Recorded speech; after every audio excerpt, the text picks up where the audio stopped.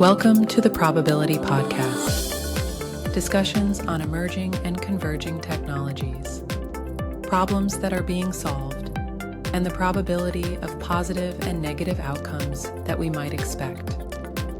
Now, please welcome your hosts, Jason, the generator Spracklin, and Patrick, the discriminator Lozon.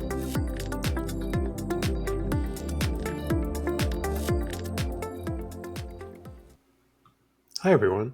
The topic for this week's episode is AI technology in healthcare. Artificial intelligence is being integrated or planned for integration across a wide range of healthcare areas, including surgical procedures, diagnosis, and various other medical fields. The questions for discussion today are, what are the tangible benefits of integrating AI technologies into healthcare services or applications? Is AI truly reliable enough to provide accuracy and not induce worry or panic in patients? What are the potential privacy risks associated with utilizing personal healthcare data in these models? And finally, given the stakes involved, should we proceed more cautiously when integrating AI into this sector? So, Patrick, what do you think? Are you ready for an AI doctor? Well, I'm not sure about that, but I would say that we're looking at considerable infiltration of AI technology into all the areas of the healthcare, including diagnostic. There's, if anything, the diagnostic capabilities of AI have shone. Looking at, for instance, imaging analysis, the one of the key things about looking at any kind of image, whether it be a CAT scan or an MRI or even an X-ray, a CT scan, those are all you have trained people that really have spent considerable lifetime looking at images to spot differences, but they're not necessarily always going to be able to capture specific combinations and specific patterns within every image. This is where AI shines. So there's AI using analyzing EEGs, for instance, which is a form of historical reference of how well your heart is pumping. We've got radiology, we've got pathology, we've got dermatology. Interestingly enough, when you're scanning an image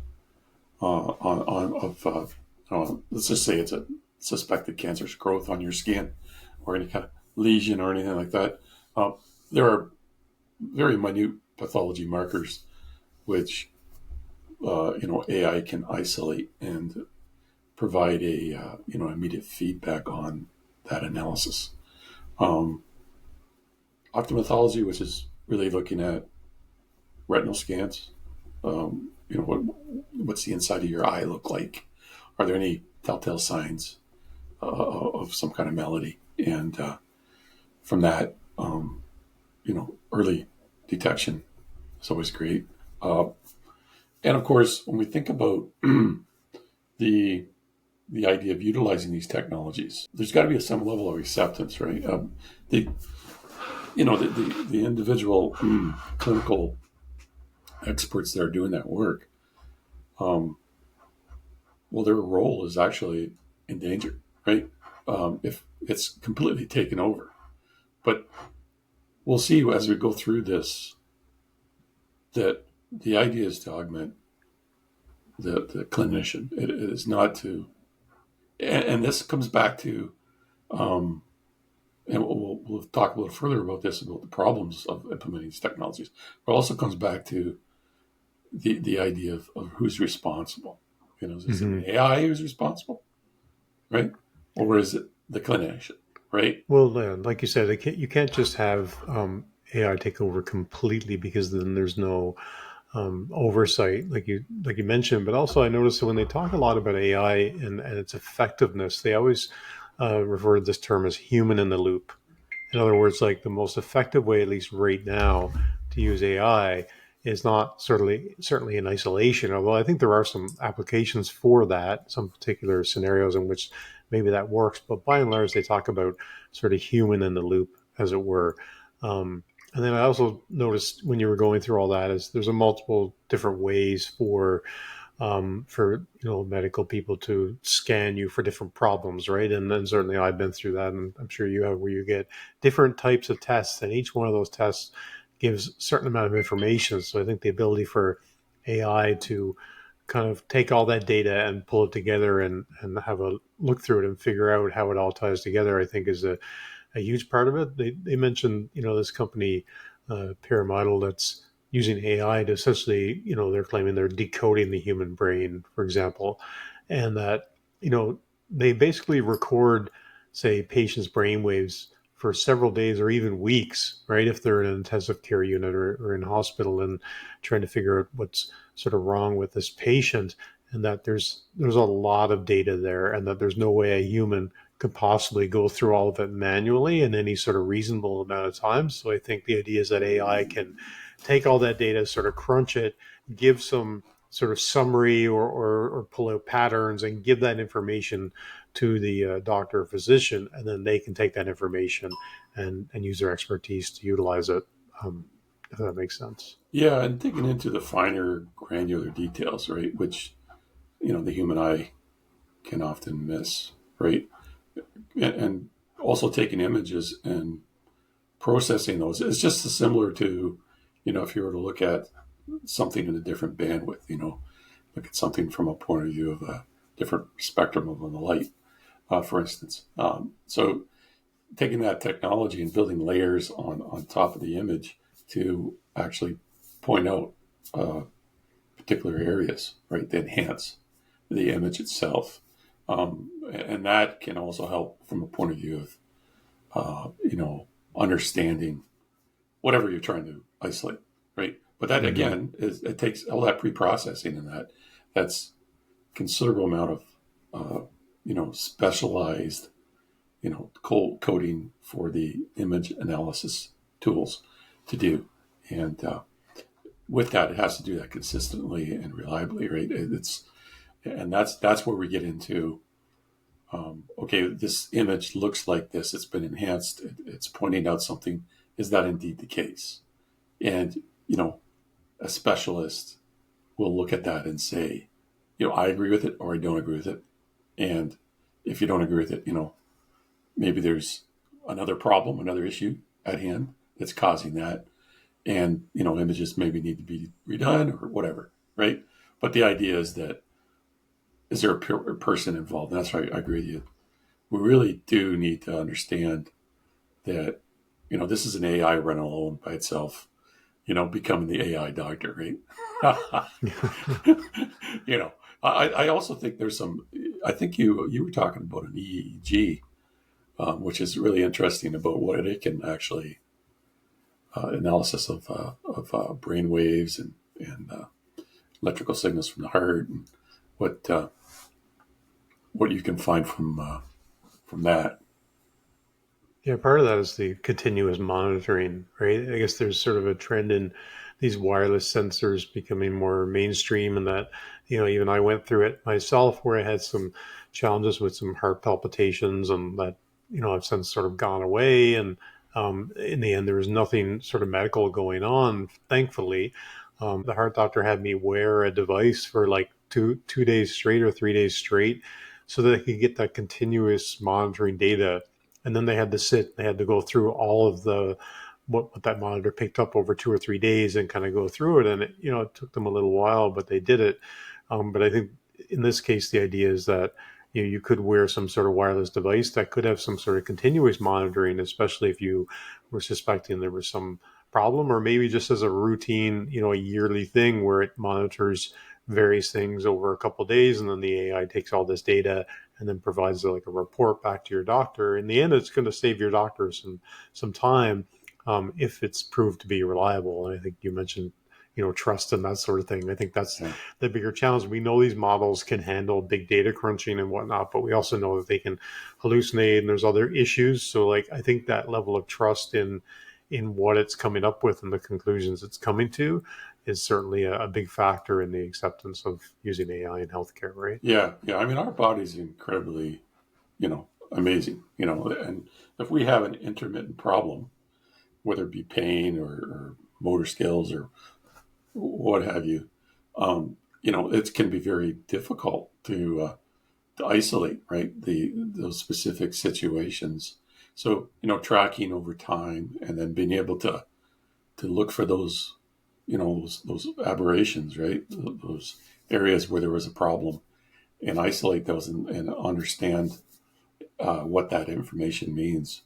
That is that AI looking at big data, right? That's the analysis side of things, and that can save, like you said, not only save time but also point out, the real details around what the problems are. Now we also, looking at EEGs from a point of view of the brain waves, understanding what those mean. I mean, the reality is, and everyone here is unique, right? But there's a lot of, even those commonalities, there's also there's subtle uniquenesses, and being able to isolate that. And if you wanted to have, a magic helmet that you stick on somebody and isolate their particular brain waves and understand what their how their brain's working. I mean, the idea is that there's a uniqueness to that, and the AI tools that can look at that information and isolate down and really understand the commonality components and model that to work specifically with how your brain is working, and be able to isolate that model on how your brain works to how it's understood it should work, right? And because we have all these deviations from the norm that we have to understand, right? So with that in mind, the idea is, can we indeed expand, on non-invasive methods, right, to single out and drive the brain to, we'll call it the external universe,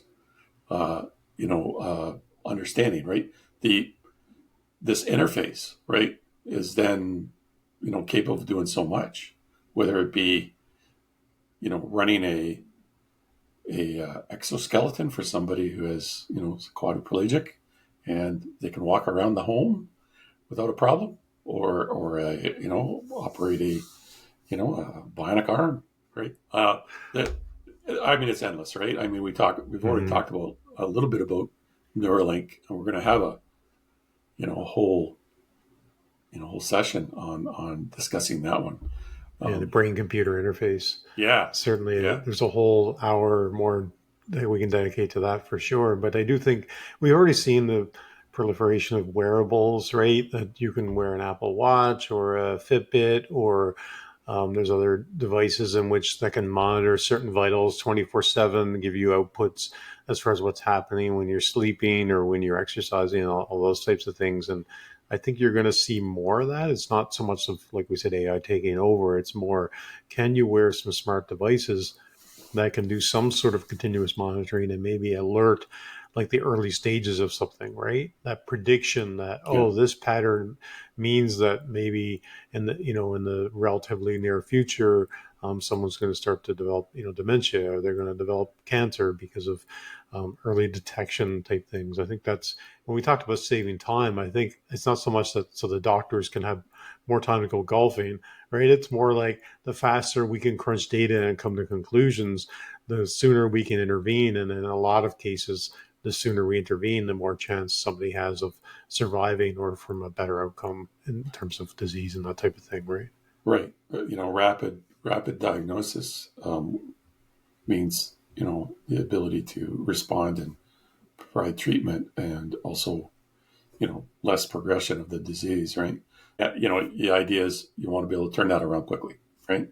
And with accuracy, right? So by performing these functions in a consistent, reliable manner, quickly, that's the key, right? The idea that you can now enhance that capability through through imaging, And you can also uh, implement some level of automation of that as well at the labs. Mhm. There's incredible benefit, right? So the idea is, can you indeed isolate and uh, recognize early onset of whatever the diseases are? I mean, that seems to be the big fight in humanity is, how do we get ahead of cancer? How do we detect it? And I guess Yeah. ultimately how we beat it. I noticed in the, through going through some of the research for this episode, obviously we're not medical professionals and experts in that type of thing, but we're No. always taking a topic and saying, well, how can we dig into this and learn more about how technology is transforming it and have some sort of, discussion around it. I noticed the one company, Mirai, I think they're called. What was interesting when I read that was that they said that this tool is emerging as a way to help predict, breast cancer, for example. And it said that it's noticing, the differences in tissues in the right and left breast, and that it can basically, they found that it's been able to sort of predict this propensity for cancer um, to happen, but they don't know why. So I thought that was kind of interesting. It says little is known about its reasoning process. And the algorithm has potential for over reliance and incorrect diagnoses. But it's interesting that we're finding that AI can do these things, but sometimes we don't really know why. It's still a little bit of a black box that, I'm sure there's some people that have a deeper knowledge of why it's doing certain things. But I thought that was an interesting comment, and certainly we'll learn more over time about the why of it. But maybe we don't need to question why if some good can come of it, right? Well, I think you hit the nail on the head from a point of view of resistance to use, right? Um, there's an expectancy out there that any technology that you utilize, in healthcare, it has an explainable outcome, right? It has an Mm, explainable uh, processes to define how it came about to a particular decision. And this is the crux of it, is that AI needs to be explainable, right, in order to be defended and utilized and trusted, right? hmm Um, and when we look at something and we say, well, it's a black box, we just don't know how it works. That's not going to fly, right? And so adoption of this technology into the healthcare environment, uh, you know, we have to be very careful about how we do that, right? And those particular models that are being developed have to be well defined, well tested, and they have to be very transparent, right? Yeah, because the outcomes are sort of very significant as opposed to in other areas where Exactly. AI is being used, right? Like one of the things that I know that I've read cases of women that have very strong hereditary, markings in terms of breast cancer. So they proactively will get a mastectomy or whatever and remove the breast. So you wouldn't want AI to misdiagnose and then somebody decide to do that and then only to find out that it hadn't been diagnosed. But the whole idea of how it works versus why it works is certainly an interesting area. It makes me think of trying to bring it back to science fiction a little bit. The movie The Matrix. There's a scene, I can't, the second or third movie maybe, where they have these underground cities built to protect themselves from the robots that have basically taken over the Earth. So we'll see if that actually happens. But Let's hope not. so they have, but in order to do that, they have to produce oxygen, right? Because these cities are fully built underground. And at one point, Neo's talking to the mayor of this giant underground city, and he says, basically, "Oh, how does all this work, right? They have all these machines, and how does it work?" And the mayor says, "Well, I don't know how it works." And Neo kind of looks at him, incredulously, and says, "Well, how do you not know how this works? You're the mayor of the city." And he said, "I don't need to know how it works. I just need to know that it works," which I thought was kind of an interesting comment. And Yeah. so I think that, like we said earlier, if there's a human in the loop, if there's some degree of caution, there seems to be a huge amount of potential in AI in terms of, like you said, sort of detection and that type of thing, right? It's also looking at the ability to differentiate cancer cells from normal cells, and being able to look at that in the very early stages, which is certainly improves that survivability, like I mentioned. So I think that's huge for sure. Well, that whole idea about being able to trust and have confidence, right? One of the key areas that we talk about in healthcare is clinical decision support, right? And if you tie that into, the different frames, right? You have emergency, right? Or you have, the typical, you know, uh, doctor, patient meeting, general practitioner. Now, in an emergency situation, um, AI can really help from a point of view of triage, optimizing that from a point of view of assessing the situation when you have a, a large number. Think about, I don't know, a significant event where a number of people are injured and you have to bring many people in and you have to triage because you have limited resources. How do you do that Mm-hmm. well, right? I mean, really, other doctors today, are they managing that well? Of course, right? I mean, that's a big part of their training. However, can AI augment that, right? Yes, there are. But then again, you can't do that arbitrarily, right? People will die, right?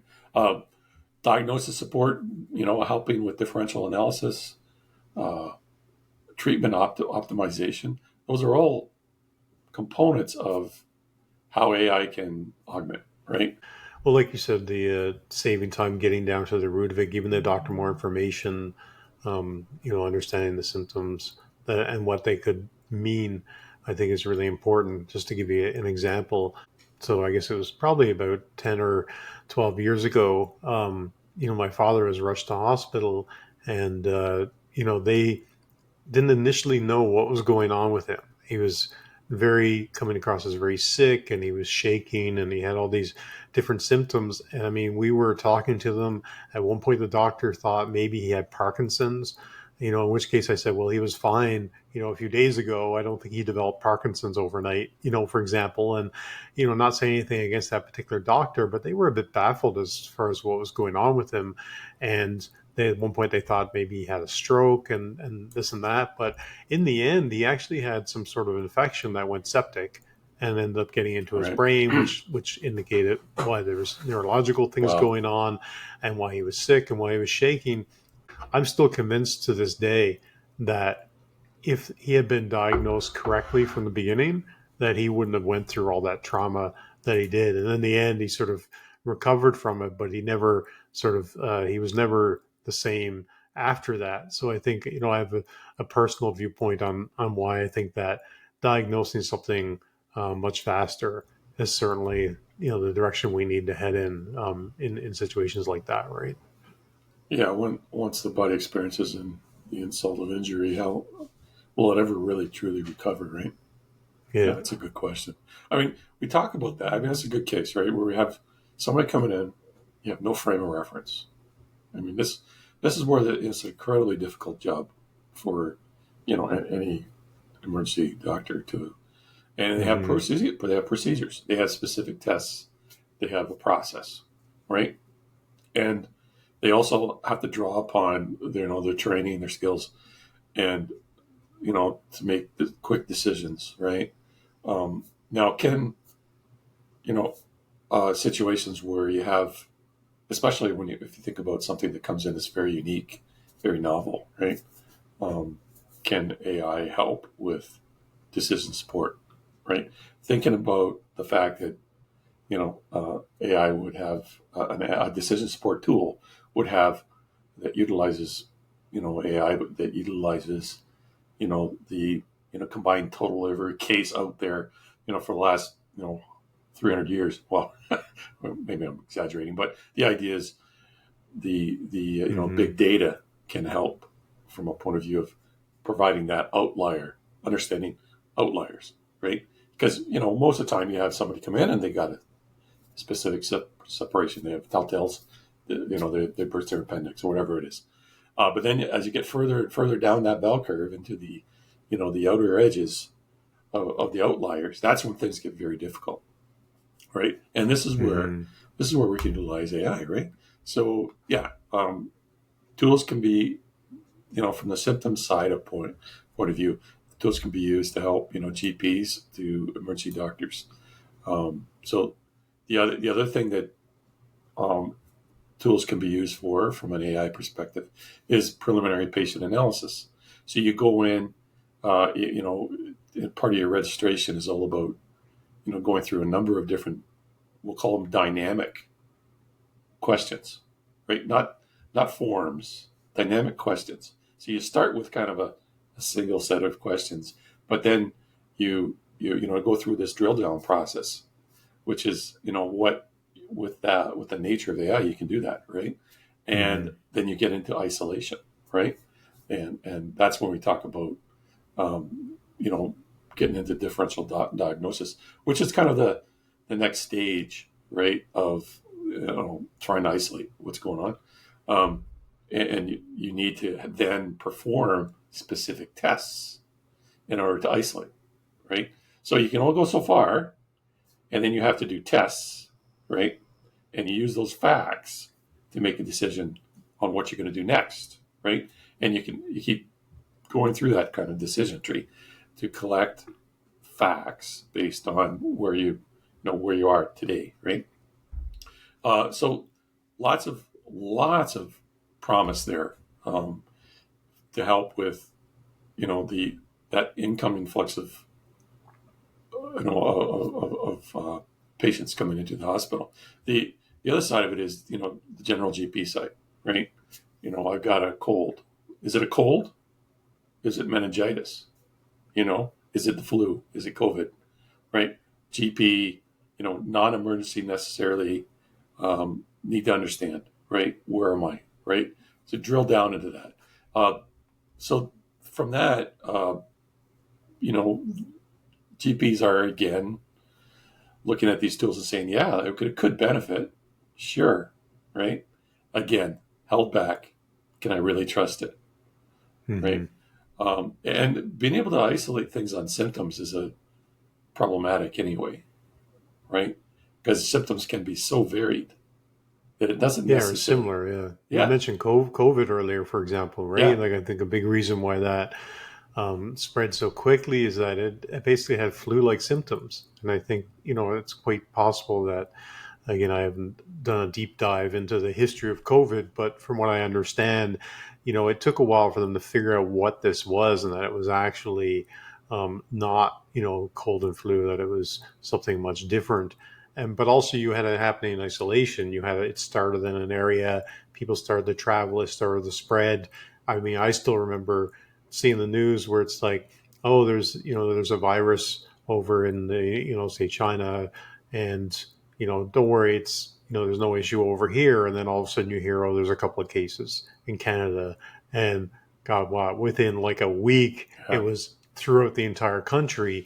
But certainly if there was more ability for early detection to understand what it was, then the governments could have reacted more quickly to contain it, because it certainly, I don't think any of us want to revisit that period of time, but the propensity for that to happen again, I think, is huge, right? We've seen how quickly something like that can spread, and we certainly don't want to see that happen again. Yeah, that's right. And the idea of, and you're going to kill me on this one, but I mean, AI tools there can help isolate trends, right? If you had, and this is again, big data crunching, all the different hospitals, all reporting, specific cases, specific details, what's going on? Do we have a national issue here? Is it a pandemic? Is it an epidemic? All the finer names, what they mean.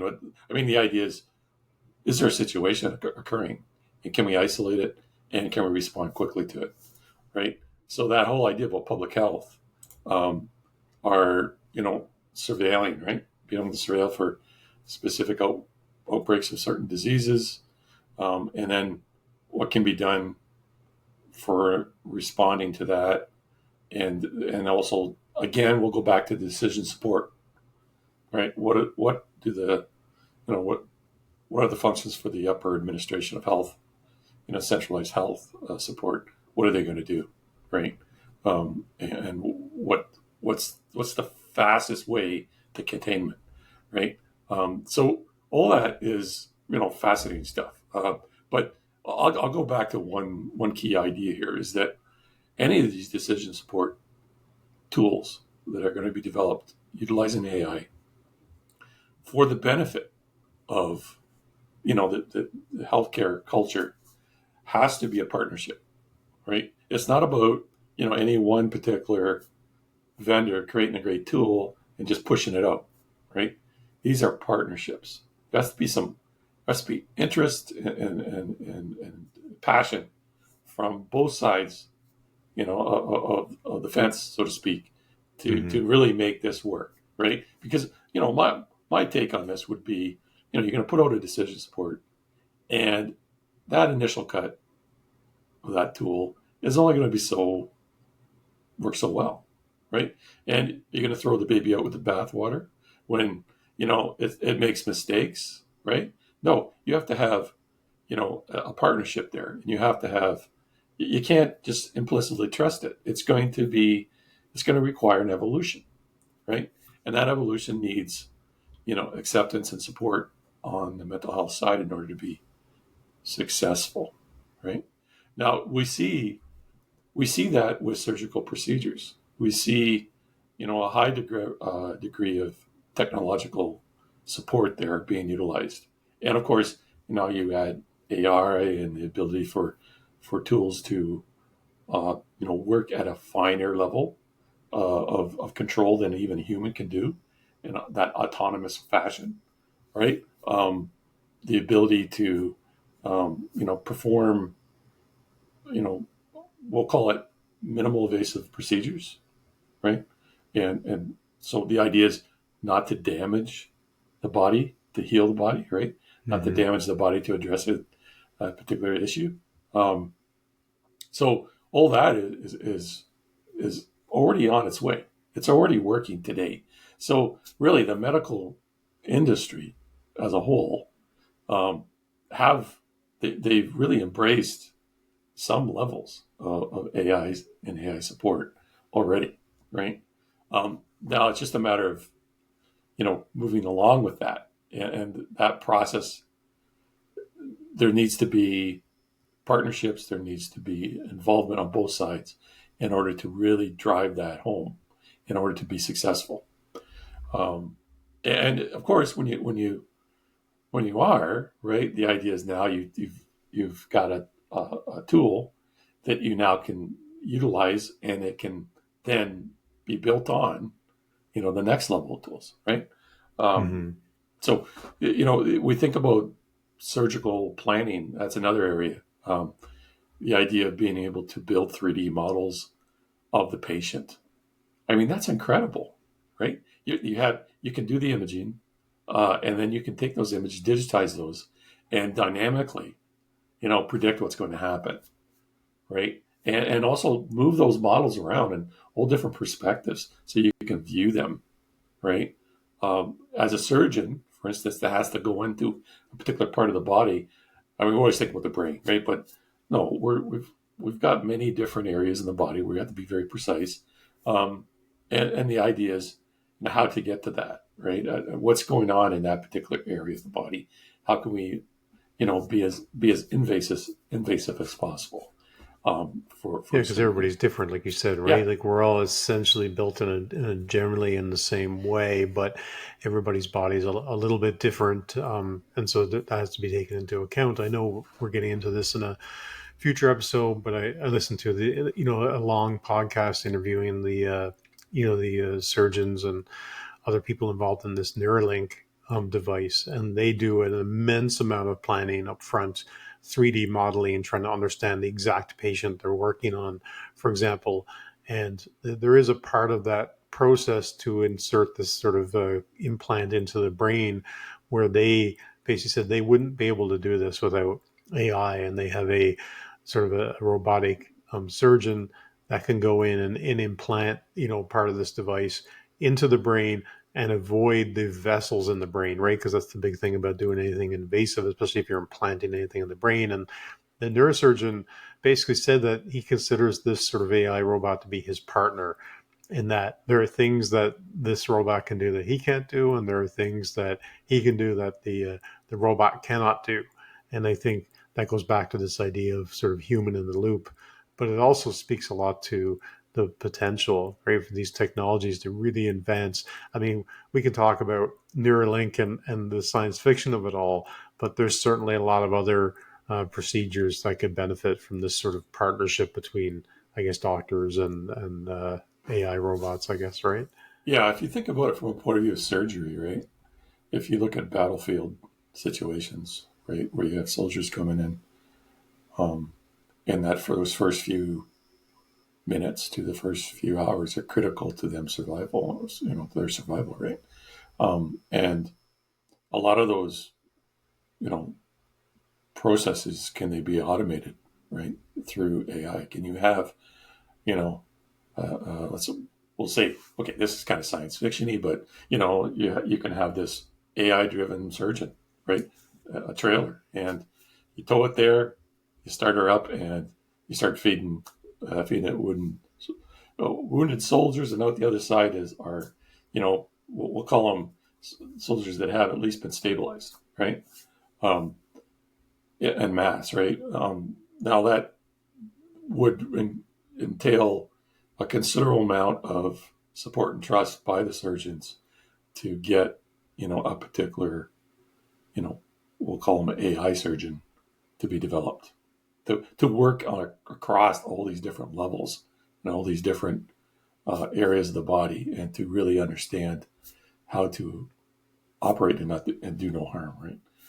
But I mean, that's where we're going ultimately, right? And we'll say, oh wow, these robots, surgeons, are going to put human surgeons, out of business. But no, again, the idea of augmentation. Now, maybe we're looking at 2089 or something. We're going to have, we're going to have surgeons that are so good that they're going to basically, you might as well not be a surgeon, because we'll just have robot soldiers by then, right? Yeah. If you're talking 2089, and we're not even going to have humans on the battlefield in the direction that everything's going right now. That's right. But no, I totally get your point. Sticks together. That's the other thing. Yeah, who knows? It can go either way, right? Yeah, that's right. I think it's, you're right in that there's, certainly that's part of what we're doing on this podcast, is sort of looking at things and say, okay, where could this go? Right? What's the probability of turning out this way versus that way?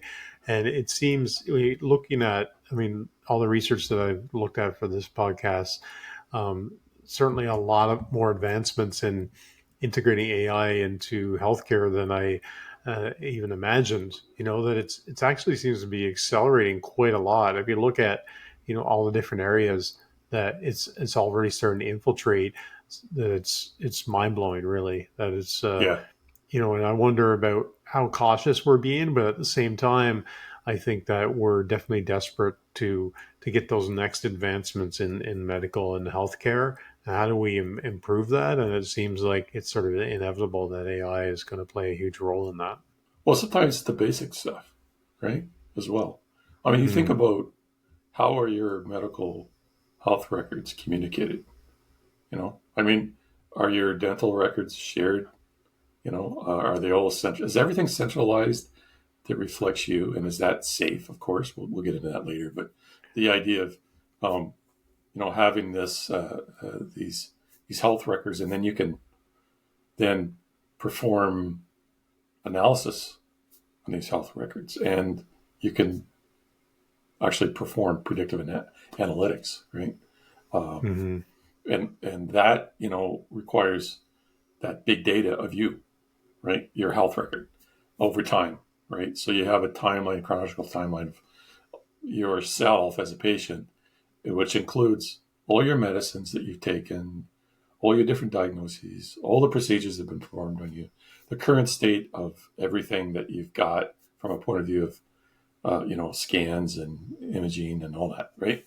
And all that information managing us from a centralized, I guess this is more of a utopia really right now, but Yeah, that's even where if we're it was getting to. centralized, even if it was in one place, because that's not really an AI problem. But if it was, then how do you interpret all that data, right? For Yeah, say, if you have one physician or ER doctor, look, basically you come in and how does he look at all that if he's not an expert in all these different areas, or, that's where I think AI can take all that data and sort of tie it together, because we've all gone and seen different doctors over the years, right? Doctors retire, you get a new doctor, or you've moved from one city to another, or you've been traveling somewhere and you have something happen. Like, really, all that information is in different places. In fact, it always sort of, kind of confused me is whenever I've ended up in a situation where I have to see a doctor, a lot of times they're getting me to fill out a form and asking me all these questions. And part of my brain goes, shouldn't you already know all this about me? Doesn't all this information exist somewhere? Yet all of a sudden, I'm the one filling out the form to explain to them, oh, have you had this happen? Have you had that happen? Which I'm, certainly trying to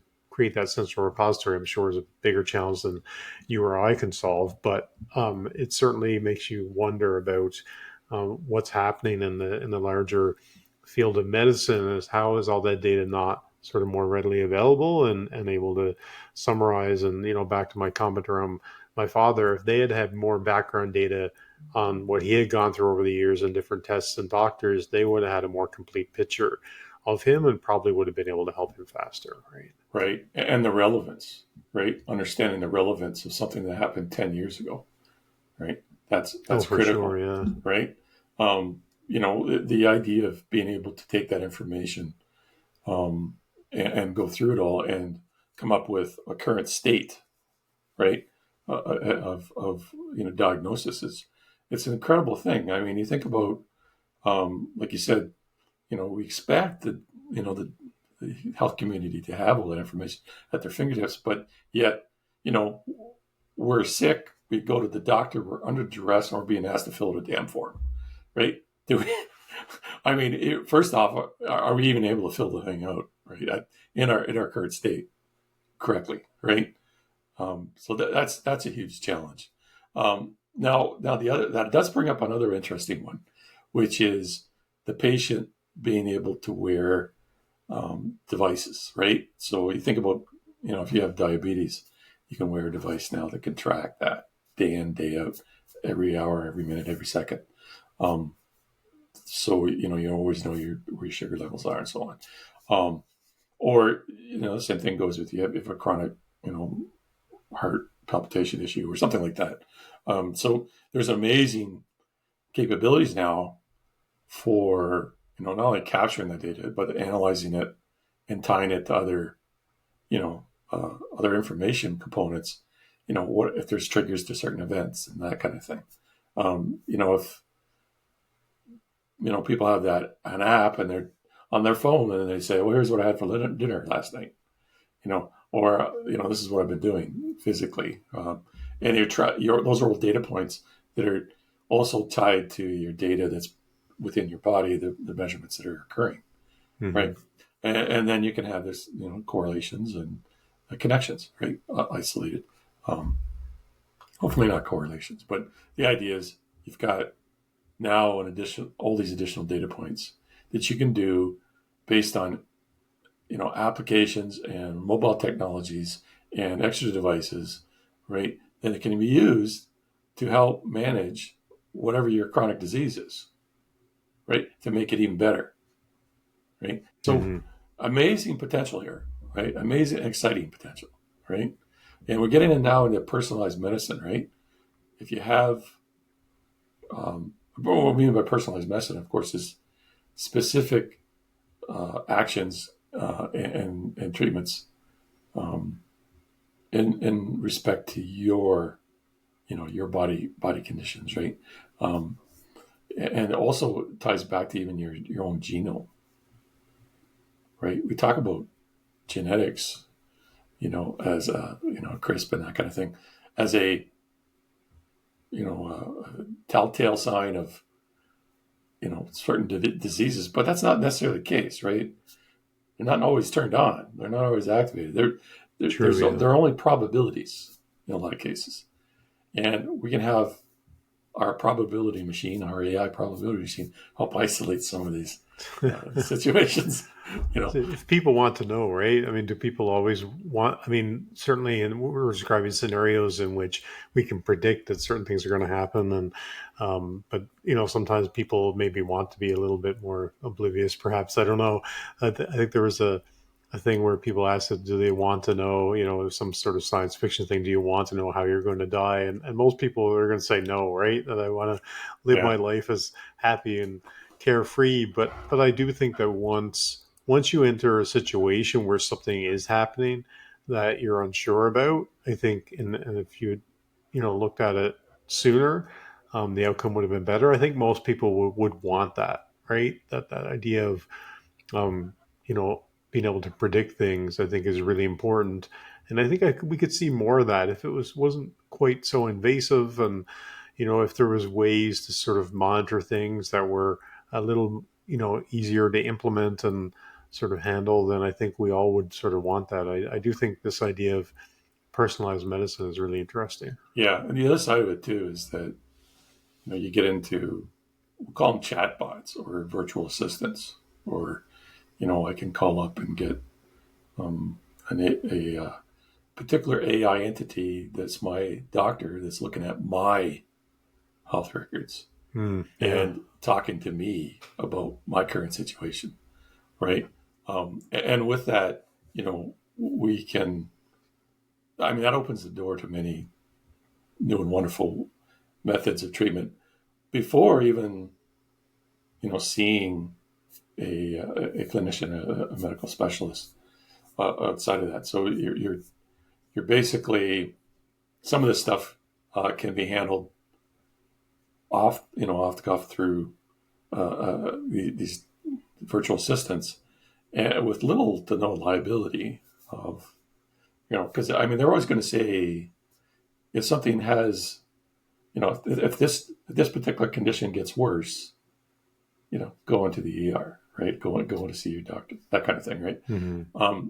But it'll also, it should ultimately help people from the point of view of confidence in their treatment, right? Yeah, you can decide if you want to act on it. I know one of the big challenges, and certainly we've had no major health issues, thankfully, but I do notice every time something is happening, and, for anybody listening, if you're in your younger years, you probably don't deal with this, but once you start to get, a little bit older, certain things happen to you, physically and whatnot that makes you question things. And the worst thing you can do is start Googling things, right? Ending up on WebMD, and you sort of look at, oh, I'm feeling this, and all of a sudden it gives you a big printout of all these possible things that could be happening, and it could very quickly send you into a little bit of a panic if you don't realize, oh, hey, these are just potential things for you to be concerned about. So I think that's where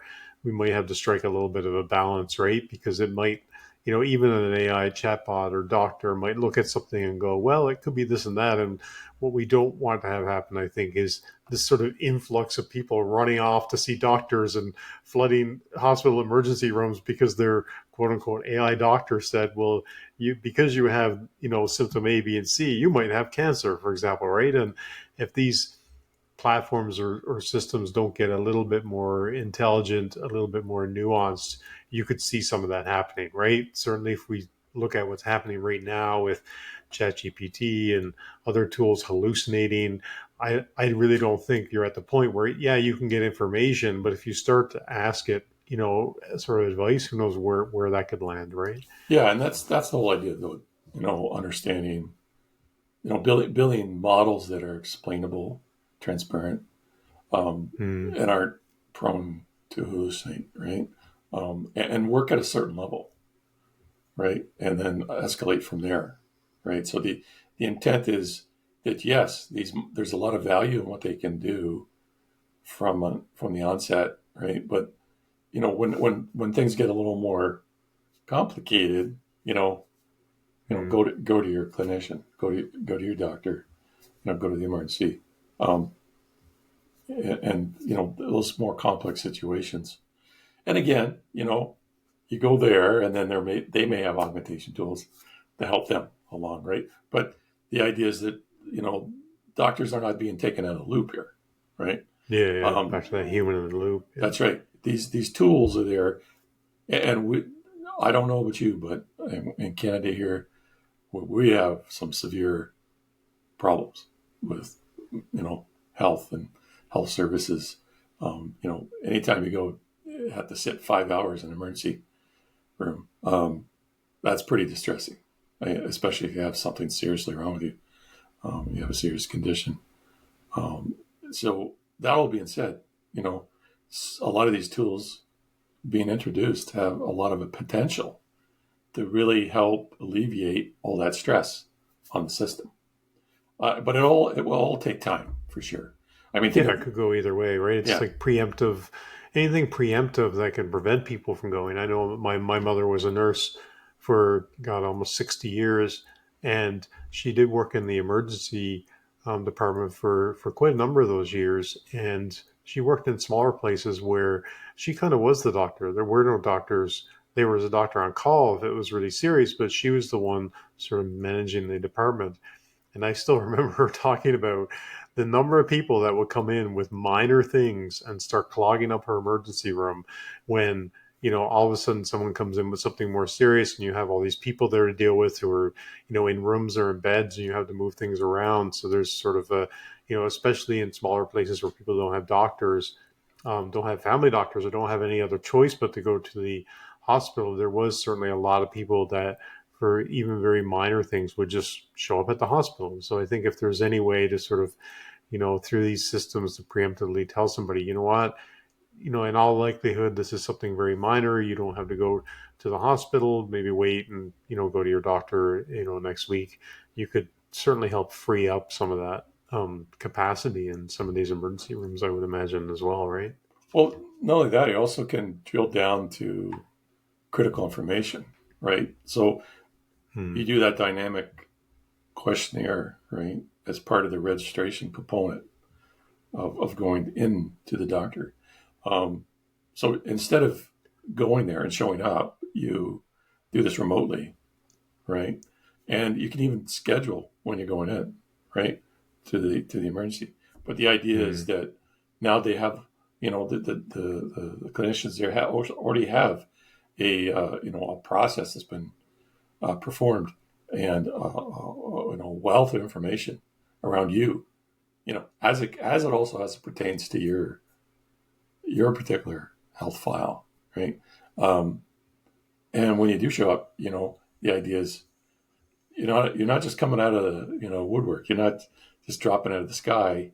You've already went through the process, and with that, it can be much more efficient, right? Yeah, it's There's, almost like a triaging type thing. yeah, What you're talking about reminds me of sort of Perplexity a little bit, right? The online platform where you ask a question and then it'll sort of ask you other things like, hey, well, maybe you want to drill into this a little bit more. So, for example, if you were to answer some questions and then based on those questions, it would ask you more precise questions that would lead to other questions. For example, it would build this whole profile so that by the time you actually got in front of the doctor, that there would be a whole triage that's taken place. There's been a whole bunch of extra information that's happened. I mean, typically, I just call the doctor and they say what's wrong, and I give them some kind of high level thing, and then I got to go in and have like sometimes a 10 or 15-minute conversation with my doctor to give her the information she needs to start to figure out what to do next.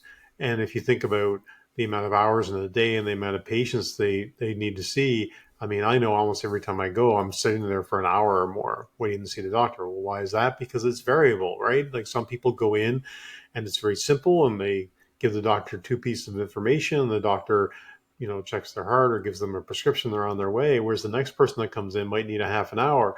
So it's so variable that inevitably we always end up waiting extended periods of time. But if a certain amount of pre-work that could be done there, then the doctor, either they would tell you that you don't need to come in and see the doctor, or by the time you see the doctor, they already have all that information in front of them. They could yeah. expedite seeing more patients more quickly. Even when I go to book an appointment with my doctor, I'm usually waiting at least a week out, unless it's something really urgent. Now, if it's not urgent, maybe I don't need to get in there, but I think it could create some efficiency I Well, think, I guess in the absolutely. medical system is what I'm thinking. Incredible amount of efficiency. Think about, your Mm, virtual health assistant, right?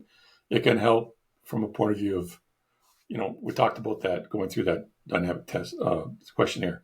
It can also, basically get that data collection and also recommend immediate self care, right? Here, do this right now. I mean, you get a burn, right? Third-degree burn. hmm Yeah. I spilled the teacup. Should you go in? Well, if the burn is this state, yes, you should.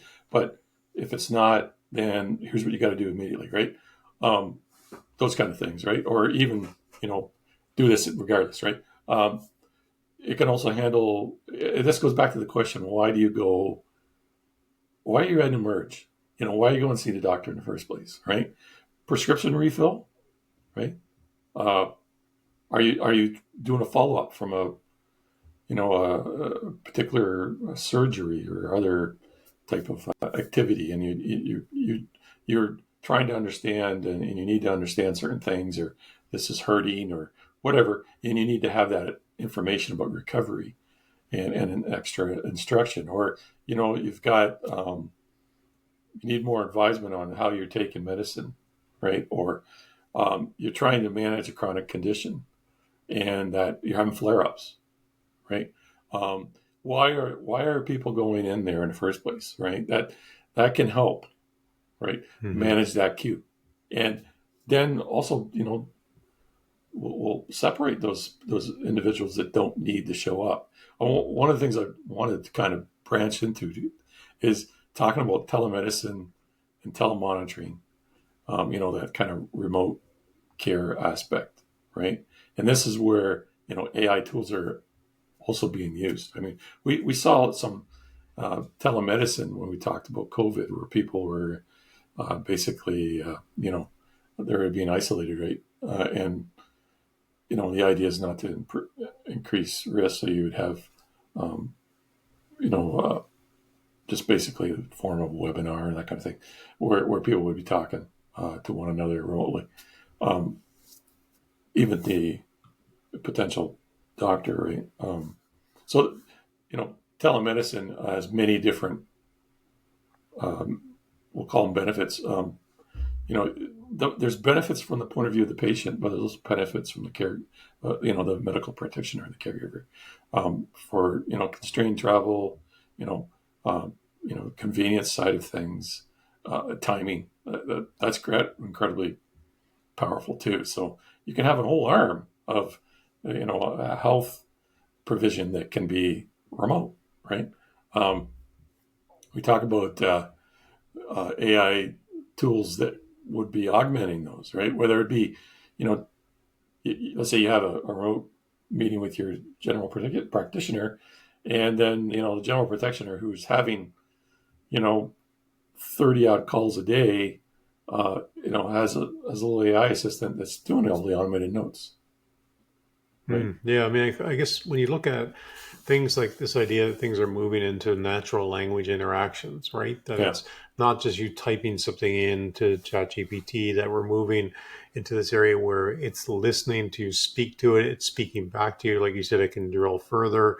I could see that being sort of a form of triage, right? Where you yeah, can have that sort of more conversational yeah, piece. And interestingly enough, I mean, potentially, and again, we're not experts, but could you have that, AI assistant triage type person trained off of, a person or a field of information, for example, absolutely. right? So, Yeah, because it would, it's trained on your information, but it also knows, how your doctor interprets things based on a history of ways that a doctor has applied treatments or things. I guess I'm sort of thinking of the we talked a lot about the model being trained on the patient, but what about the model being trained on the doctor, to an extent, yeah, perhaps? Like, we still need that human in the loop, but I think at the very least, from a triage point of view, it could be useful. But I think we have to worry about things like bias and hallucinations and all these things, that everything sounds great until this virtual assistant goes off the rails and throws you into a panic, and then you're at the emergency room anyway, right? So I yeah, think, once we, and I do think ultimately that we will solve, maybe not, 100%, but I do think we'll solve this problem of hallucinations eventually, Yeah. right? That I think that over time the technology gets better, the ways we train the models. I think once we get to that point, I think it's where these virtual assistants could be truly useful. Because right now, I think depending on the model and its proclivity to hallucinations and whatnot, I think it could be a little bit problematic, perhaps, right? So I think, I think what we're talking about is when we get a little further down the road where these models are a little bit more dependable, I guess, Yeah. right? Yeah. And the idea too is the imaging, right? Systems can also be tied to that. If it's you know, a, if you're doing a face-to-face webinar, something like that, you could recognize a goiter, Mm, and geez, we've got a problem with the thyroid. But I mean, the idea, of course, is that you have the tools there. Can they be utilized and trusted? Right. Always go back to that. Right. Um, for instance, you think about having these virtualized AI assistants or health assistants, and the ability to something happens at school with your kids, right? Instead of you know they call on us to say, well, he's complaining about stomach upset. If there was pre-screening done with a this virtual health assistant, and that virtual health assistant has assessed that there's a situation here, right? Or that this is more probable as this condition, and that then can be passed, to the parent, right, to make a decision what to do next, right? Um, that's all very helpful, right? It's all very helpful. The idea of telemonitoring too is really really impressive, because you think about, I already talked about these mobile devices, right? And then mm, tied to your applications on your phone and stuff like that, right? The idea that these could be medical devices, tracking history, monitoring the patient, and alerting, right? When specific events occur, thresholds exceeded, so on and so forth.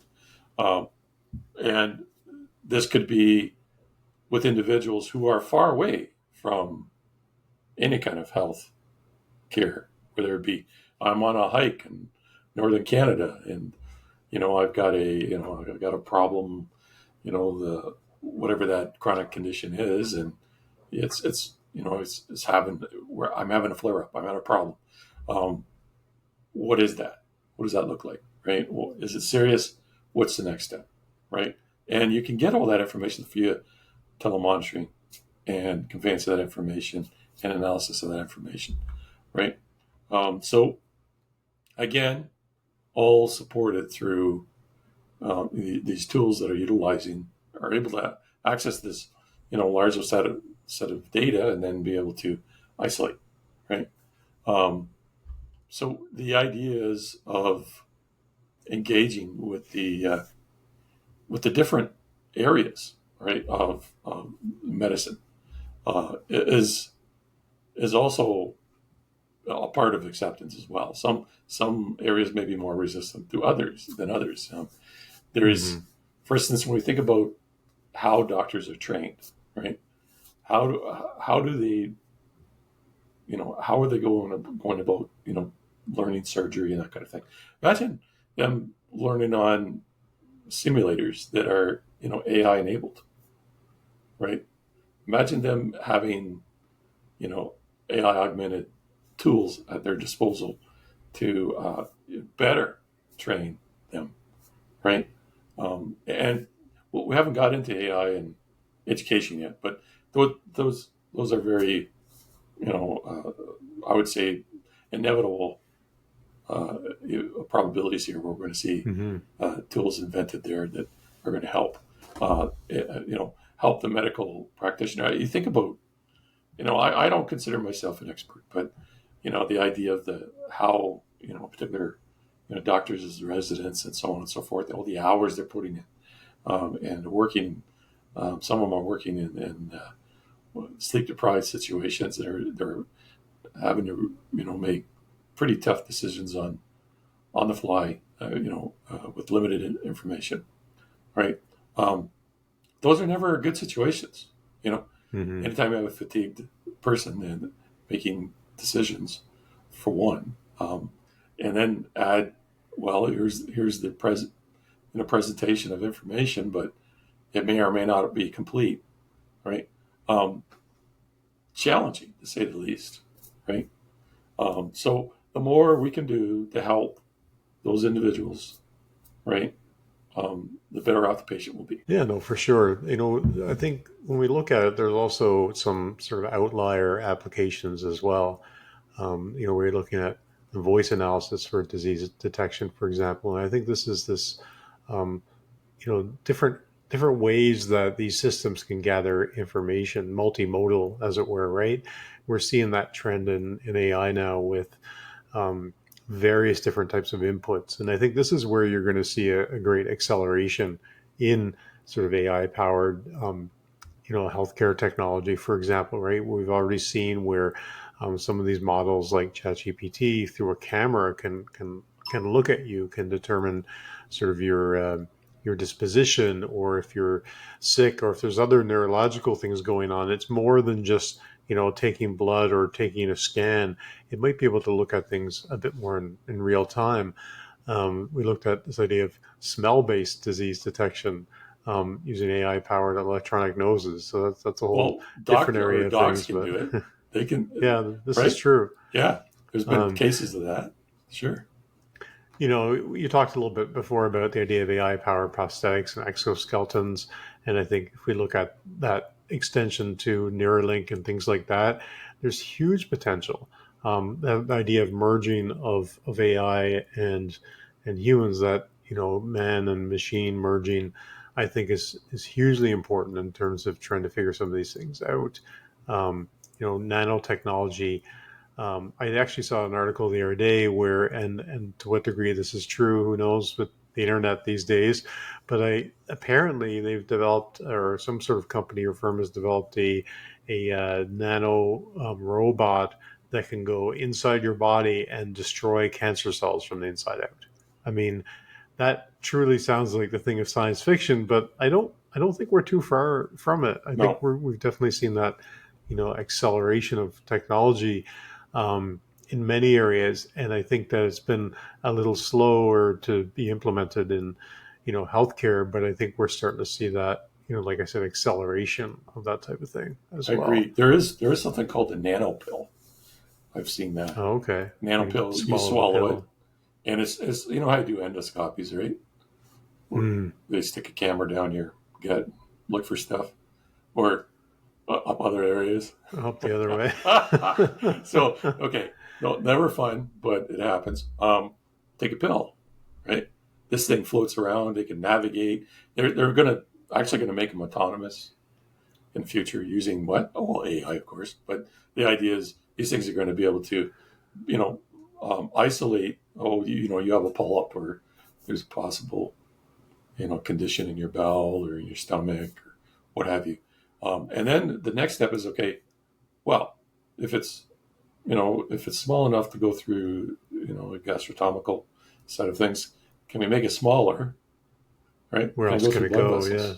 This reminds me of the movie Honey, I Shrunk the Kids, or maybe it was one of the sequels where they shrunk all the humans down to as well as the tiny vessel, and they were able to travel through the body. And they did that whole movie in quite the entertaining way.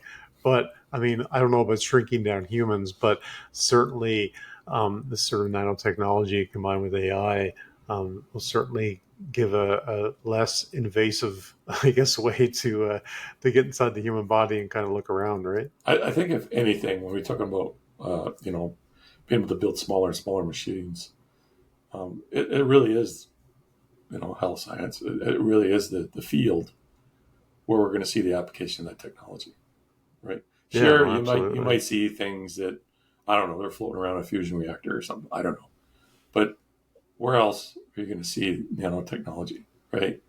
It'll be here, right? It'll be, the biological support function, right?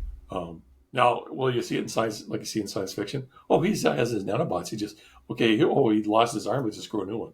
I don't know about that, but Hey, you never know. Yeah. So what about on the other side? What about software and those types of solutions being deployed? What are we seeing coming out in those areas as far as holograms and holographic solutions? We talked a little bit earlier about 3D image modeling, that type of thing.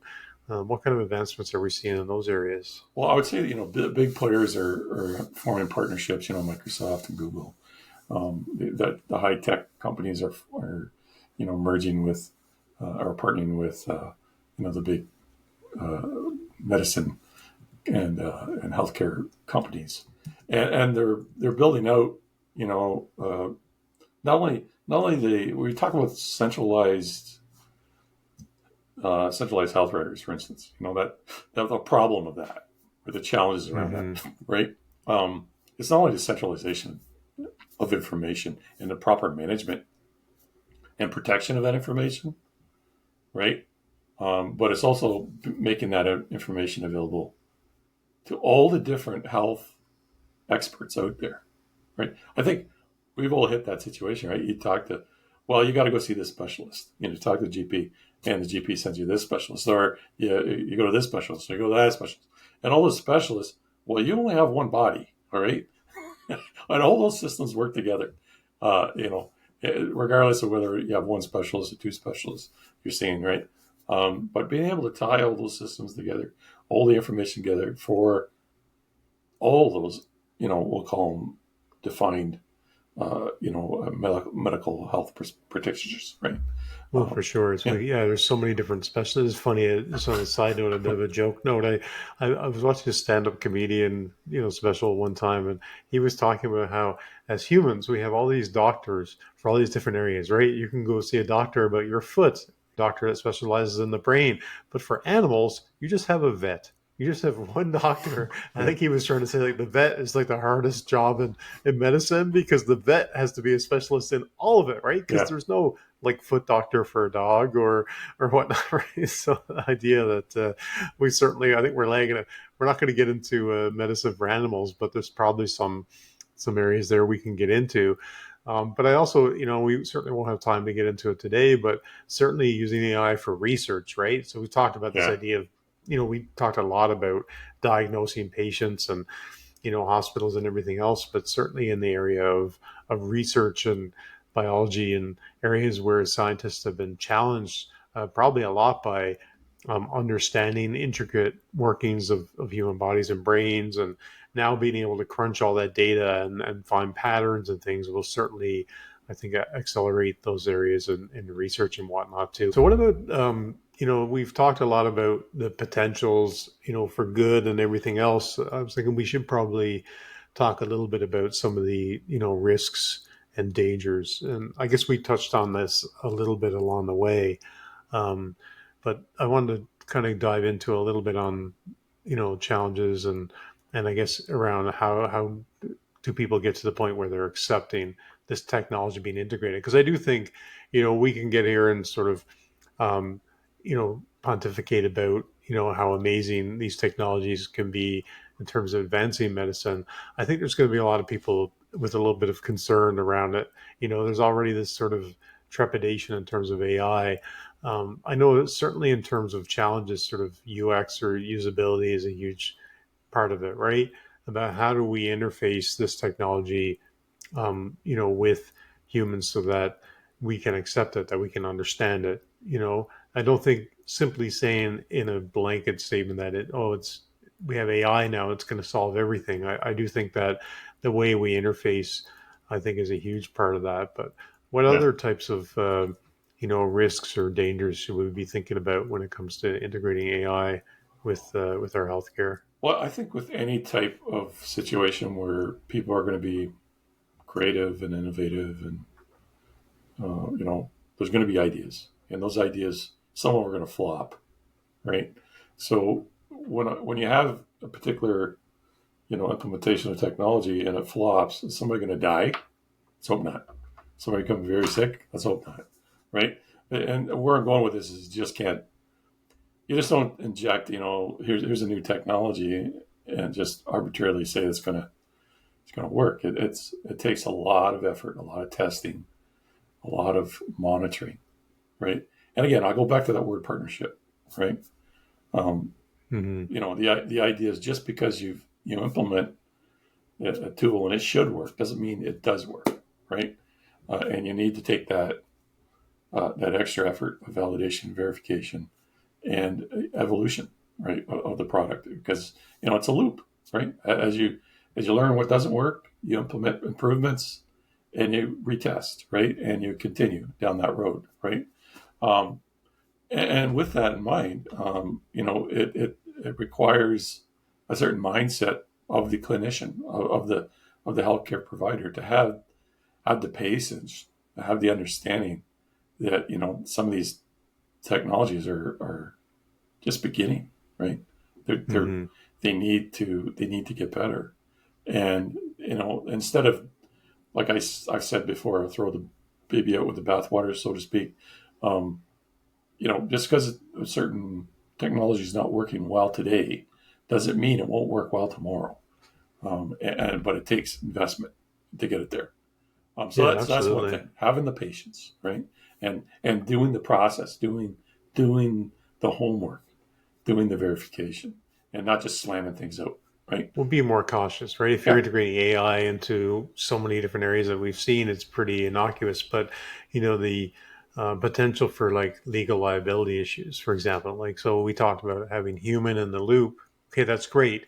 But if the human is still the primary decision maker, who's actually liable from a legal point of view? I mean, I guess technically it would be the doctor, but if they're making decisions based on flawed or inaccurate information, then does some of that liability end up on sort of the software side of things, as it were, right, on the AI side of things? I know that because you can be, as a provider of technology, you can still be culpable if people use it, if you have allowed people to use it in a way that causes problems, right?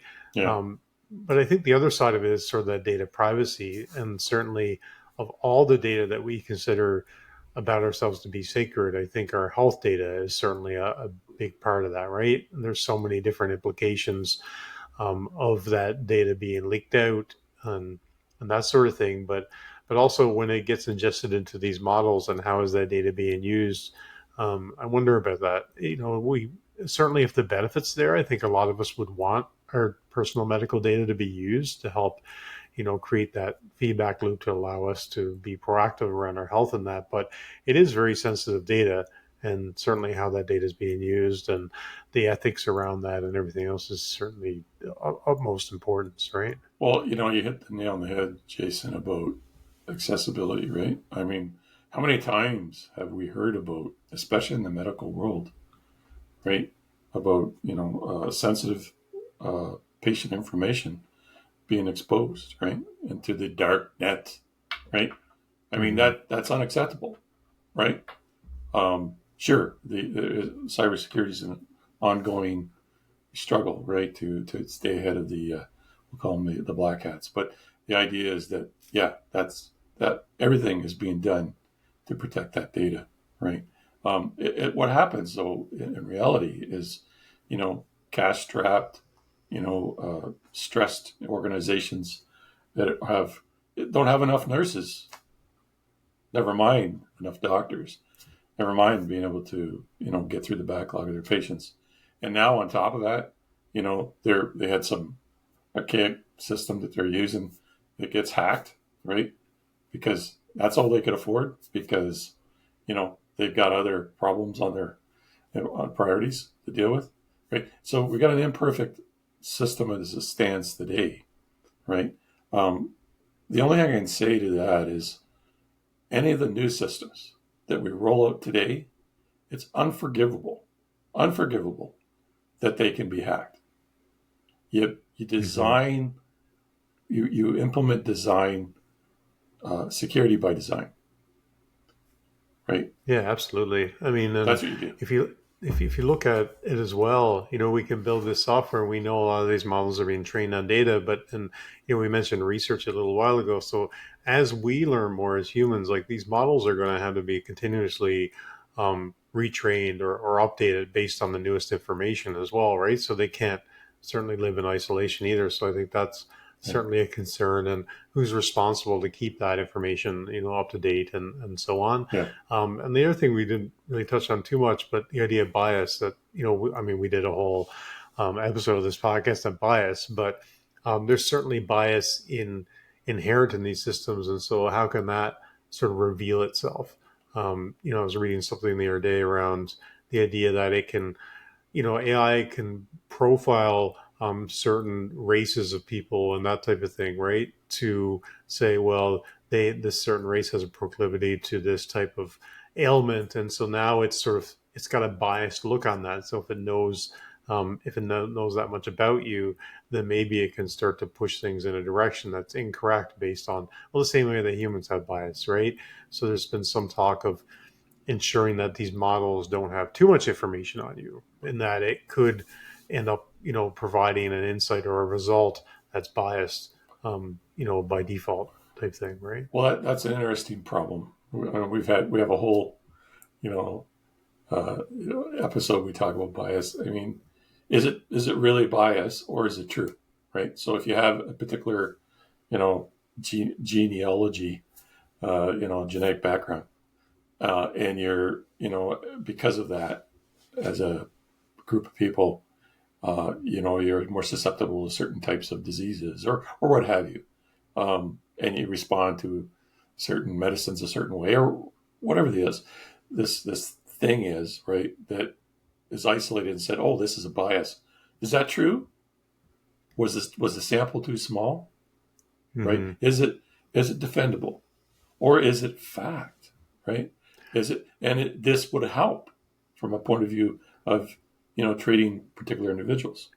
Right? Yeah, for sure. I mean, Yeah. it's one data point, right? Yeah. Essentially, at the end of the day, it's just sort of, it needs to look at everything in a measured way. And I guess that still comes back to having a human in the loop. So Mhm. I don't know if we'll ever get away with deploying this technology without a human in the loop, which is good, right? So it says a lot about the future of humans, that we won't, back to the Matrix, be living in underground cities and hiding from our AI robot overlords, for example. But Well, let's hope I'll not. joke. Yeah, all joking aside, though, let's sort of bring things back around and try to wrap things up a little bit. In terms of, we talked about a few things today, but the questions that were posed are, what are the tangible benefits of integrating AI into healthcare services or applications?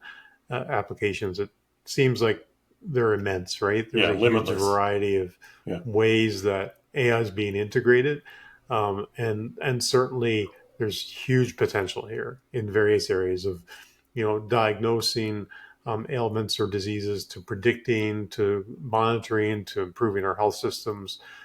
There's huge potential there, but I think we also landed on the idea that, AI is maybe not reliable enough, in its current state to provide, accuracy to the extent where we don't need a human in the loop. And maybe we will never need, or we'll never have systems deployed that don't have a human in the loop. And I personally, I think that's important. Like, what do you think? Do you think we'll ever get to a point where we can deploy some of these solutions without a human in the loop? I think we'll get there. It's not going to be soon. Where if anybody's going to be cautious, it'll be the medical community, for good reason, right? So I would say that we're looking years down the road, decades down the road, before you see that. You know, that the idea of handling, the trust of the patient, and the idea of handling all that sensitive information, and the idea of coming about the right decisions for treatment and support. There's a lot of risk here, right? And sure, so the industry is going to move slowly in some areas, right, and not so slowly in other areas, right? Mm-hmm. And like I said, hopefully not so slowly in the areas where we have significant problems. Yeah, there needs to be a little bit of caution, at least, like you said, is sort of that slow implementation, testing, retesting, understanding where it's working, where it's not. It's not an area like, finance and other places where, life and death is at hand. So I think it's important to be a bit mindful around the way we implement these technologies. Yeah. Yeah. I mean, if you think about it, like, you can put an imaging system in, and it can cost you $1 million, and it's going to isolate specific situations for, a tenth of the patients coming in, right? Or you can have, or let's say a tenth, let's say 1%, right? Hmm. Or you can address something that really is a system that helps support 80% of the patients, right? That's what I mean, right? We really have to really look hard at how we're prioritizing possible solutions and focus too, because whatever you put in is not going to work 100% because it's AI and it needs support and long-term evolution. So we need those partnerships to start in the right areas, right? So there's a lot of moving parts to this puzzle, and I don't know. I see this as I'd say a rough, bouncy road over time right now. Well, that's going to be interesting for Yeah. sure. Well, don't worry. If Elon Musk has his way, we're going to have that complete merging of man and machine, and we're going to live forever, Patrick. Yeah, we will. Thank you for listening to the Probability Podcast. Please join us next time for more musings from the generator and the discriminator.